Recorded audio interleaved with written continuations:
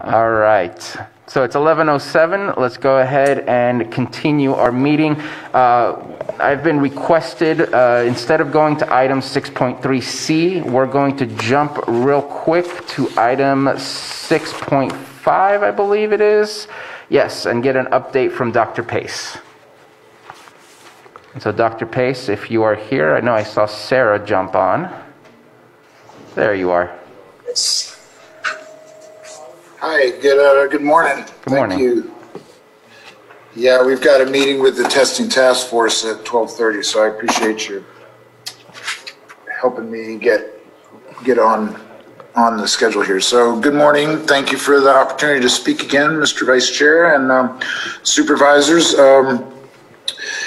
This is the COVID update, and basically, we are at over 1,000 total cases since the beginning of the pandemic. We're at 1,092 was the last count. We went up over 1,000 last week. We've got 11 people in the hospital now, and 21 people have passed away. Sarah will show the, well, actually, Sarah, why don't you go ahead and show the data now. I mean, basically, we're in a significant surge, both locally and around the state, and Sarah can show you the specific data, and then I'll come back and pick up from there. So, thank you. And Jake, if you have not made Sarah able to share her screen, can we make sure that that's possible? Yeah, she should be good to go. Okay, thank you. Good morning, everyone.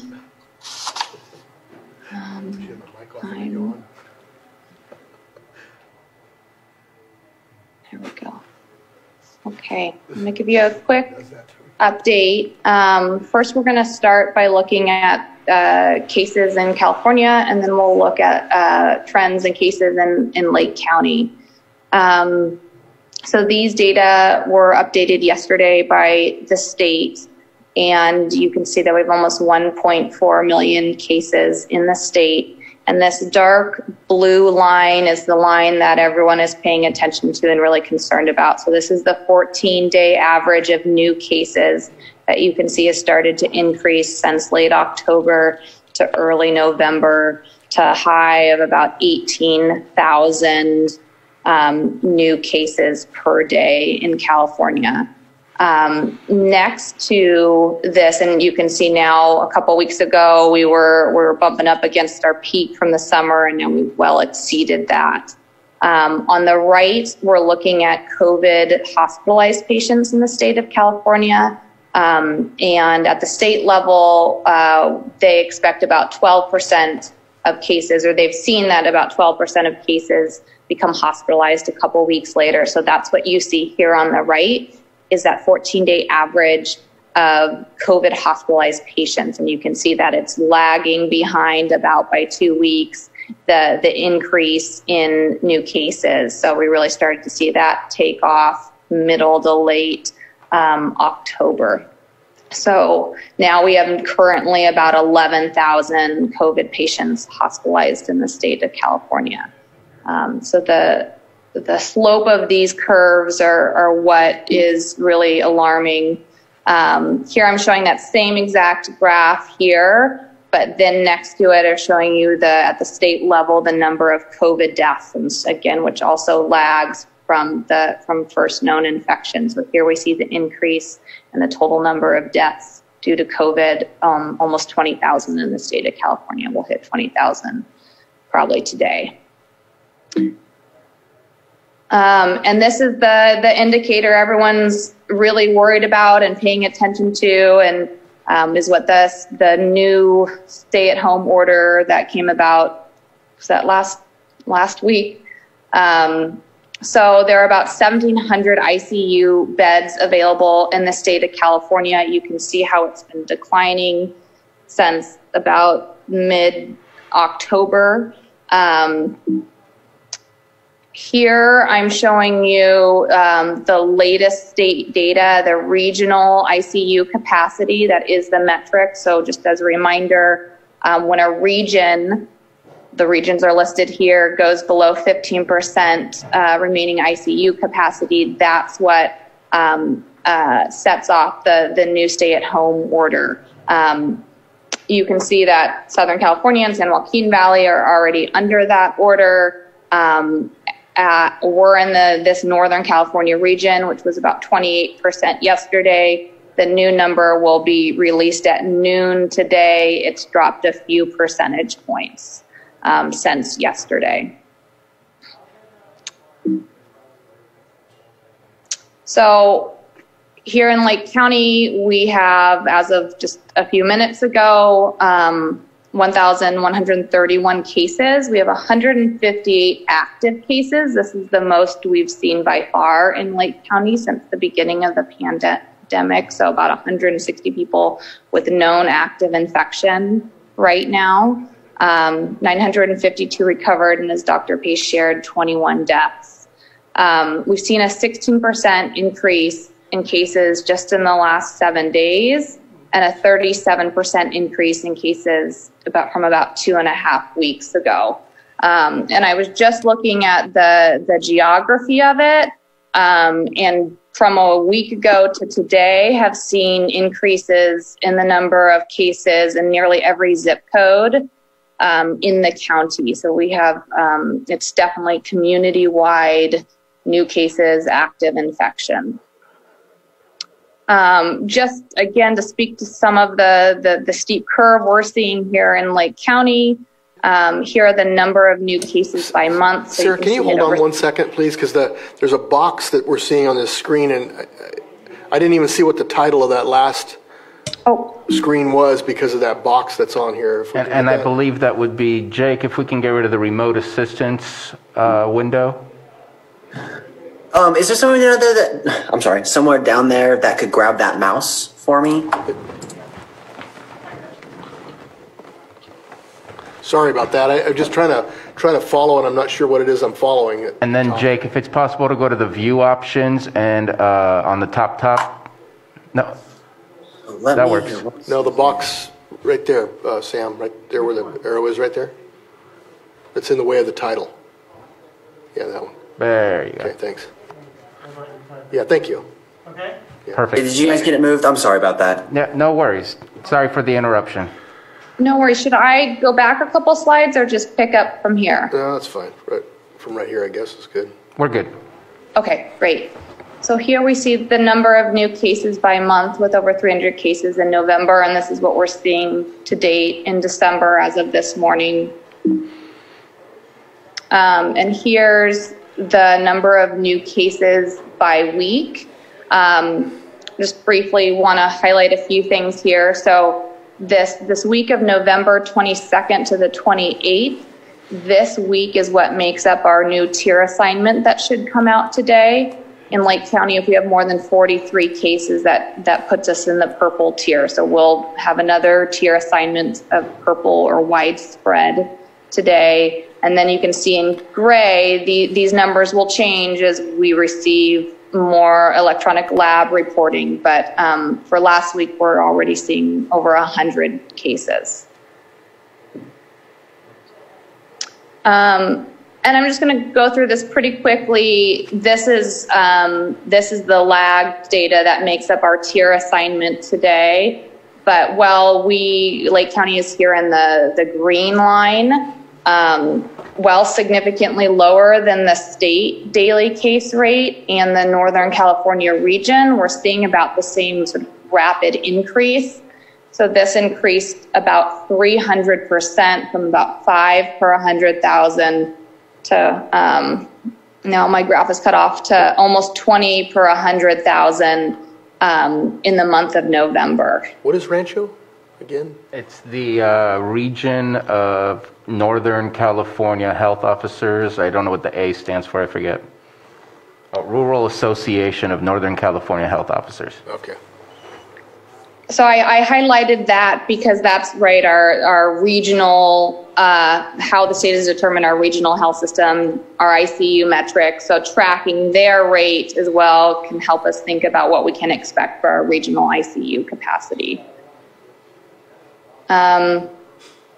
Here, just briefly, the testing positivity in Lake County has gone up significantly in the last month. So that's shown by the orange line here. So it was at about 2% at the beginning of November, and it's at its highest point since the pandemic began at about 8.4%, which is exactly the state 7-day average, and Lake County has always been below that. These blue bars are testing, the rate of testing. So you can see that testing has gone up significantly during this time, similar to the state. And a few things I just wanted to highlight. What we're seeing locally is that we're looking here at cases in purple compared to the county population in this lighter blue. We see that 28% of cases in Lake County are between the ages of 20 to 34, yet they make up only half or 14% of the population. Additionally, what I've been watching is that we've seen, along with the geography with new infections throughout the county, also seeing, like some other communities, a decrease in Latino cases and an increase in white non-Hispanic cases and Native American cases. And we've seen that over about the last month in Lake County. Latino cases made up about 50% of cases prior to November, and now they're about 42% of cases. And this is just my last slide with, 160 known active infections right now. And throughout the community, I think that the settings where transmission is happening, everything that we can do as individuals and as a community to try to prevent new infections is really critical right now. We're seeing spread in community settings. We're seeing spread in congregate living settings, which public health is working hard to prevent and control. We're seeing spread to a smaller degree in workplaces, and then of course within households. So that's all I have to share. Thank you. Thank you. Thank you, Sarah. So as you can see, the situation is very concerning. And part of what you see from this is that when the positivity rate goes up, there's a little bit of a lag time before the case rate goes up, and there's a lag time before the hospitalizations and people passing away goes up. So, and our test positivity rate continues to rise and continues to be very high. So that's worrisome as the wave kind of moves down the next couple of weeks. And I think a lot of what we're seeing now is the post-Thanksgiving rise that we were concerned about, and we're seeing that all over the state as well. So at this point, we are in the purple tier. We've been in a little over a week, and we are not in the stay-at-home order. About 85% of the state is in this stay-at-home order, which is a lot like what it was back in April or May. Under that, there's no outdoor dining allowed, no gatherings outdoors, things like that. But in the Sarah was showing that Rancho configuration of the northern California counties, which we're a part of, which includes Mendocino, Humboldt, Del Norte, Trinity, Tehama, a couple more. It does not. Napa and Sonoma and Solano are in the Bay Area counties. So when the region goes into 15% ICU availability, that's when the state is saying that they will start us on the stay-at-home orders. I wouldn't be terribly surprised if at some point the state just makes a statewide declaration that everybody's going to be under it. But at this point, they've not been saying that at this point. So, our ICU rate has been reasonably stable over the last week or so. It's traveled between like 21 and 23, I think, and 28%, something like that. It's kind of moving back and forth. So, a week or so ago, we were at about 16% before they even put this thing into effect. And so the concern was we were going to move into it within the week or two. Now it's looking a little more reassuring, although the numbers continue to rise for us in the area and in the region. So we'll just see how it goes. What we're seeing around the county is outbreaks in a bunch of different places. Actually, the jail, which is what we've been working with for probably a month, maybe a little more, that's quite stable now. I believe the total number of cases of inmates there that tested positive was something like 28, and a couple staff. Those folks have all completed their quarantine and isolation, and so they're back to more normal activity. There have been no new cases recently. The jail staff is testing people at intake, and we're also kind of monitoring regularly throughout the time there. But I think really quick action on the part of the jail medical staff and the jail custody staff has kind of stopped this outbreak, and I feel like we're very fortunate for that. There's been an outbreak in one of the tribal communities that's quite significant at this point. It's probably more than 80 cases. It's very worrisome. There's been 3 hospitalizations. Nobody's passed away from this yet, but it's a very vulnerable population, and we're very concerned about this. Again, we're trying to do testing, pretty aggressive testing, and then trying to encourage people to stay home and not be mixing and not be doing community activities and moving amongst the houses. And so we're working with tribal health, we're working with the tribes, we're working with the state, and trying to contain this as best we can. The different nursing homes are having a few small events, but there's no big outbreaks at this point. The schools are there's multiple, again, small little clusters that are happening in the schools, but no major outbreaks at this point. Several of the businesses in the community we're seeing the same thing, where a case or 2 pops up, but as they have been cooperative in terms of helping us connect with the contacts and shutting down when necessary so that it can be disinfected. So we're just, there's just a lot of work going on in the community of keeping track of things and trying to address the different cases as they pop up, and having to shut down businesses, close schools for a little bit, these different things to try to manage and contain it. There's a lot of these different fires popping up around the community at this point. But the most significant outbreak at this point is in the tribal community. So to talk about the response in the county, the disparity measures that Sarah talked a little bit about, we are seeing a change in the kind of the configuration of who's getting it, who's getting the virus, who's the most vulnerable. There's a couple of RFPs that got posted earlier, about a week ago now, one for working with the Latino population, the other with working with the Native population specifically around outreach and kind of case management, resource management services. And those are out now, so if anybody's interested in that, I encourage you to look up on the Health Department website or reach out to one of us at the Health Department, because I think it's going to be out for another week. And we're hoping to get some good folks that want to work with this, and because there is some funds available to help.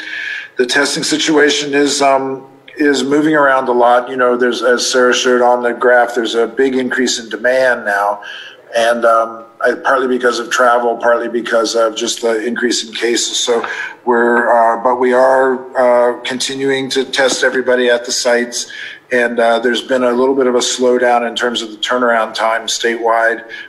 That's at the state level now. Part of what's happening is, a couple different things are happening. One is because of the weather and because of some of the contract shifts with the Verily test site, we are going to be discontinuing the Middletown site and moving that day, which was every other Wednesday, to Clear Lake. So moving forward, we'll be doing Monday, Tuesday, Wednesday, every other Wednesday in Clear Lake, and then Thursday, Friday in Lakeport. We're also having some conversations about possibly discontinuing the Upper Lake site as well, although the next scheduled one is not tomorrow, but the week after will be happening in Upper Lake. But we're kind of having some conversations with some of the community partners about that. The problem is the numbers at these 2 sites were significantly lower than at Lakeport and Clear Lake. We're also having some problems with some of the settings for it. And also we're having to negotiate with the state and with Verily and OptumServe, which is another one, about ongoing services. And they were not very interested in the sites with the lower numbers. So I think ideally what we'll try to do is be in Clear Lake 3 days a week and in Lakeport 2 days a week.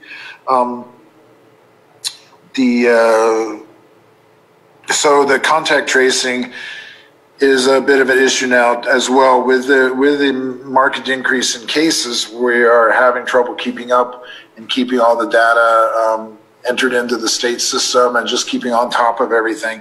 We are getting some more help from the state, but those people have to be trained and kind of onboarded. And it's just, like for example, this morning when I got up, I had some contact with the nurses, and they said they'd had 30 new positive cases that had entered in from 11:30 last night when they got off the computer. By the time they got up, there were 30 new cases, and we simply don't have the capacity to keep up with that. So we're trying to get more written information out to people, trying to get it more automated. But I think people just need to realize that you will find out about your results, but you may not have the in-depth kind of case investigation, contact tracing that we were providing up until this point. And so if you do get a positive test, or if you are close contact with somebody, you need to take it upon yourself to inform people that you've been in contact with that they may need to get tested and take precautions as well.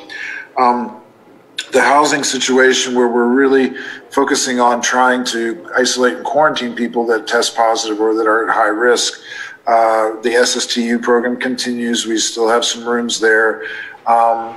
Elijah House is still continuing to function well with the homeless folks, and they're pretty much at capacity all the time at this point. Hope Center did open up, and they have 10 people there now, and they have 20 potential beds. So they're slowly filling that up, which is a great new addition to the community, and we're really excited about that. And the Warming Center, we talked about that a little bit last week, and Supervisor Brown brought up his interest in the fairgrounds, and I have spoken with Pastor Shannon, and I think Supervisor Scott is helping with that. So there was some financial requirements with the fairgrounds, but I think they're continuing to work with that. So maybe Supervisor Scott will want to let us know at the end here. And so in terms of surge planning, this is really what's being a big discussion regionally and around the state. The Adventist in St. Helena has reopened, which is a very good thing for us. That they've been closed for probably a couple months now, and so they did reopen and are back functioning, which is going to help us quite a bit.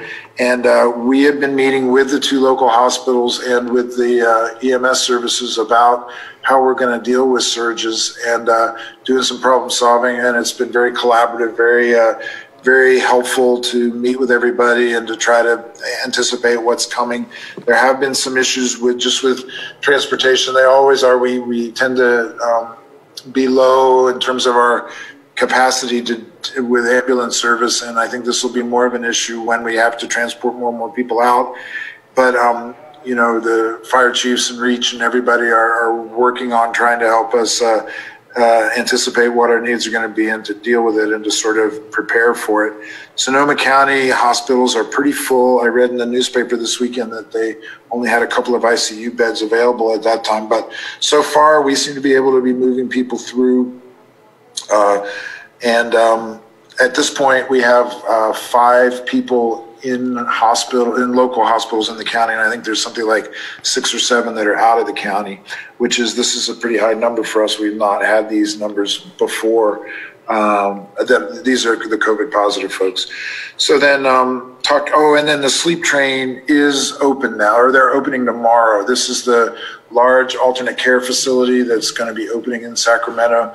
They're supposed to be able to open up as much as 200 beds. They're opening 20 to start out, and then they're going to expand as needed, this is a very positive development for us, because I think as the regional hospitals get filled and our capacity can get filled pretty quickly, we would be moving them down to Sacramento to the sleep train as another option. So the vaccine development is getting a lot of publicity right now, and they are supposed to go for FDA approval. I believe it's tomorrow or Thursday. And but it has already been approved. The Pfizer vaccine has already been approved in the UK, and we assume that it will go ahead and be approved here. The plan is to start shipping as of next week, and we have an allotment now of 975, which is pretty good, much higher than I thought we were going to get. And so the current idea is to work through the hospitals. The first people that are going to get access are the acute care hospital workers, and then when that group has gotten covered as much as they want to be covered, then we will work with the EMS and the nursing facilities. So, and I think probably that'll take up that whole shipment, and then we're not exactly sure what the next shipment will look like or what's coming. They are claiming, the state is claiming that they're going to get 2.2 million doses of vaccine by the end of December, and they seem to be reasonably confident with that, but you know, it all remains to be seen. And I did want to talk a little bit about enforcement. And Craig, are you on? Do you want to give a little blurb about what you're doing, or? Okay, so I'm on. I'm afraid when it comes to enforcement, that's the least favorite part of doing these things. For the most part, I'm really happy to report that the bulk of our businesses have been doing a very good job of trying to stay within these, ever-changing requirements. For the most part, our office handles outreach and education for each of the complaints that we receive. Complaints come in generally daily. I received 16 this morning for us to follow up on and investigate. Investigations are conducted and determine whether or not the complaint is valid, invalid, or unconfirmed. And right now, for the most part, we're finding that a lot of the complaints are going down as unconfirmed, in that at the time the complaint happened, that condition may have existed, but by the time we get to the investigation a day or 2 days later, we're finding that the facilities are in compliance, so we're just unable to confirm what happened. But on the whole, the managers of the facilities are doing a great job of responding when we ask them to talk about their masking policies or how they're controlling the number of people in the stores and so forth. It's been very good. That is not to say that we do not have a handful of facilities that are reaching a recalcitrant stage. They are openly defying the public orders and are posting on Facebook. We've seen a lot of complaints come in, linking Facebook posts from a business saying, well, we're staying open, we don't care what they say.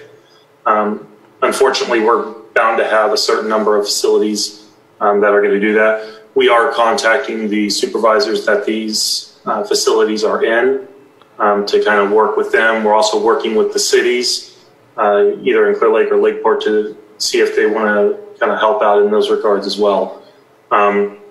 Sadly, we have been requested by the state to provide a list of facilities which have had repeated confirmed violations, and that list was roughly a dozen facilities that have been sent to the state's enforcement task force for them to research and follow up on. But the overall is that most of our businesses, the overwhelming majority, are really doing the best that they can under these circumstances, and we appreciate those efforts. Thank you, Craig. And so the other issue about this is the sort of code enforcement positions that were approved by the board a couple months ago. We're in the process of trying to get the job description and kind of get the whole hiring situation together, and I think that's going to get posted in the next week or so. And so we're hoping to get some good candidates and get some training and get things going probably soon after the first of the year. So the last little piece of this is just, we are kind of, we're in a very challenging state. I think it's probably the next couple months are going to be very hard, and there's kind of no way around it. I know everybody's tired, and I know everybody's frustrated, and the businesses are hurting, and the kids aren't in school in a lot of places, and it's just been very challenging. It's been going on now 9 months, and I think we have a couple months more of very difficult times, and this is going to be probably the hardest because of we're going to start seeing more and more people getting sick, and we're going to start knowing people that are getting sick. And I think as much as people can really kind of focus and buckle down and just stay home and kind of delay the parties and delay the social events, the better it's going to be for everybody. I really think we are looking at the light at the end of the tunnel. Probably in a couple months, by March, April, things are going to be looking a lot better. We're going to start having more access to vaccine. We'll be able to be outside more and to open up the outdoor dining and things like that. And so I just think if people can, the Christmas holidays are coming up, the more you can just stay home, not mix with other families, not mix with your friends, and especially indoors, the better off it's going to be and the more people will be safe. The vaccine will be becoming more and more available. It's not clear in terms of the numbers, and they have a sort of a tier system of how we're going to distribute it, but probably most likely it's going to be something like April, May, before it's really available in the general public. And so I'm just, at this point, it's not clear when we would go into the stay-at-home order. But I think if things continue to worsen, that's coming. Is it going to be a week? Is it going to be a couple weeks? From where we were last week, we're about stable. So it doesn't seem to be rapidly deteriorating. But I think the more people can stay home, the more people can work from home, the more people don't go out and dine outdoors even, but just maybe go get to-go food and go home, the better off it's going to be and the less the transmission is going to be. Because the goal here is to try to keep the transmission down as best we can until we can get the vaccine out and get people vaccinated. So thank you for the opportunity to talk about this, and we can talk about any questions you have. Thank you very much, Dr. Pace and Mr. Weatherby, for the update, and also for Sarah, I forget your last name, Marcos, I believe, Maricos. Thank you very much for all the updates. Any questions or comments from the board? Supervisor Scott, you were mentioned earlier, wondering if you could provide us an update on the fairgrounds. Yes, the committee for the warming center meets every week. Our volunteer group has been getting bigger, so we are really trying to find a place that we can have the warming center open Monday through Friday. So we're going in that direction. I do have a question for Mr. Weatherby about your investigating. Are you also investigating stores that people aren't being allowed in because they don't have a mask? I know that came up in my district, that a store owner, denied entry to somebody because they weren't wearing a mask.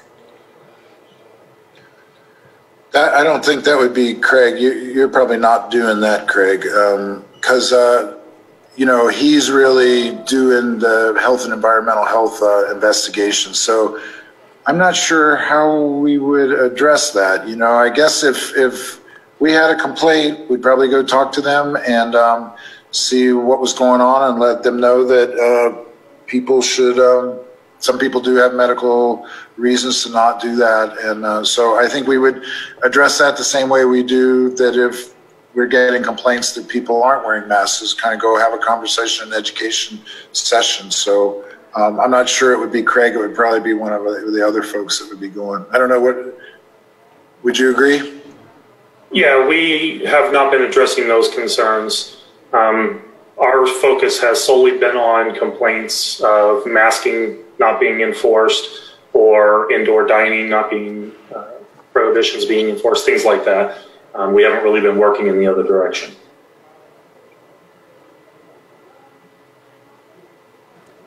Thank you very much. Any other comments or questions?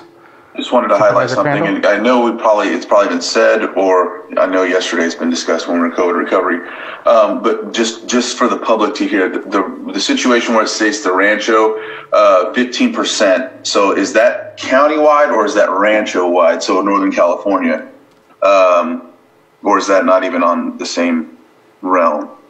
No, it's the 15% is for the whole region, yeah, because I mean, really, the way it is in our county, I think we often don't have 15% capacity in the ICUs just because of the way the hospitals transfer patients back and forth. We're sort of often transferring folks to the higher levels of care. And so it's a very fluid thing. And for us, really thinking about how patients are going to get care, it's really a regional discussion and a regional analysis. Okay, thank you. Thank you. Any other comments or questions? So I do have a couple of questions. One, you were saying last week about how the survey for contact tracing might go online. Is that already happening, or are we still waiting on that to get started?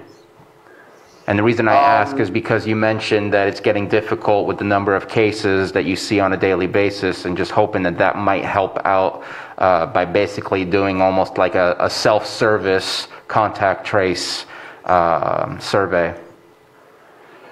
Let me check and see. I know they've been working on it. Let me ask Carolyn and see if she knows. Okay.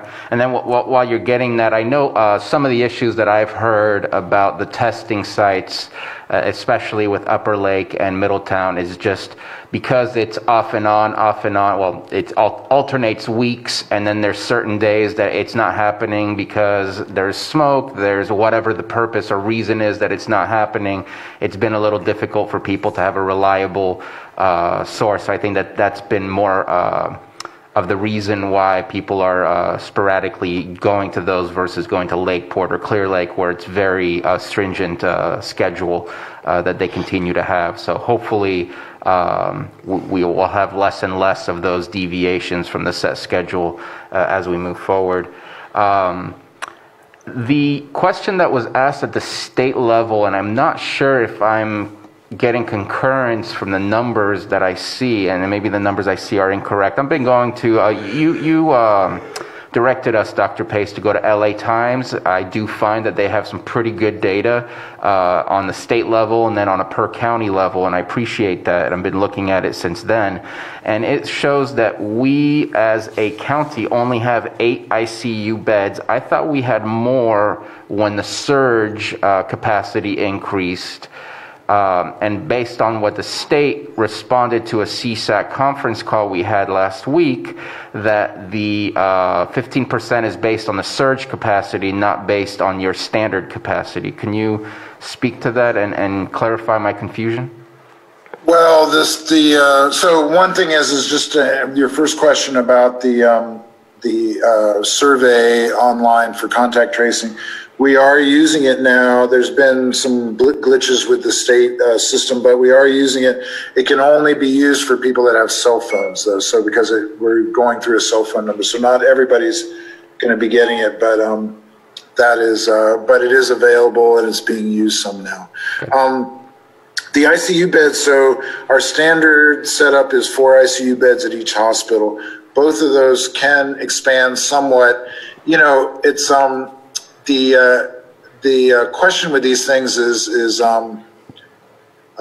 you can expand a little bit easily. So like each of the hospitals can expand 1 or 2 beds easily without too much trouble. It's sort of set up like that with an extra room and things.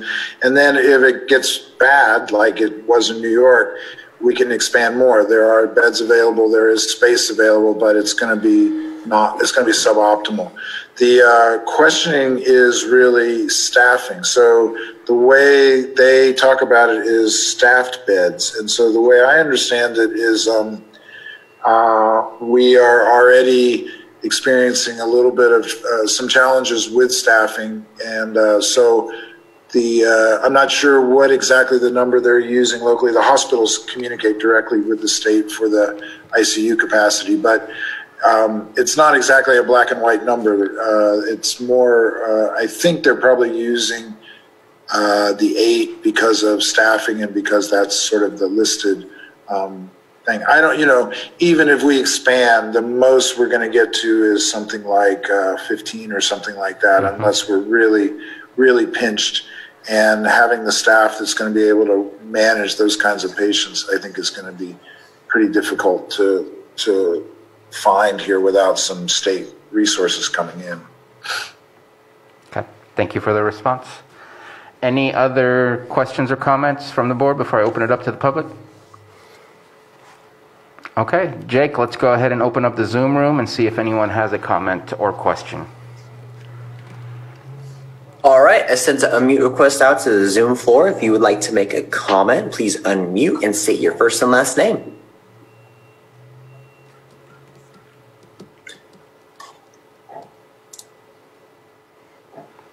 And I see that Terry Logsdon had her hand raised. Can you hear me? Yes. I don't know if I'm unmuted yet. Yes, we can hear you. Great, thank you so much. So my question is for Mr. Weatherby. He mentioned that he received complaints and he follows up on them. And I'm just wondering if the complaint process is still going through MOAC, or do you receive the complaints directly? Yes, all complaints are still going through the Mohawk, although occasionally we do have folks who will contact our office directly. When we receive a complaint like that, we will forward to the Mohawk, and then where everything will be compiled, and then we'll start the investigation once they kind of add it to their list. But yes, for the most part, all complaints are still going through the Mohawk. Thank you very much. Anyone else have a comment or question from the public in the Zoom room?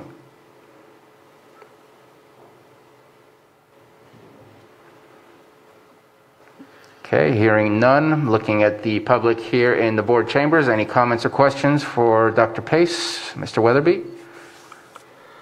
No? Okay. Anything else from the board as I bring it back to the board? All right, thank you for all your questions. Dr. Pace, Mr. Weatherby, and Ms. Maricos, thank you very much for your update. Really appreciate that, and I think we got you out in time to get to your meeting as well. Thank you.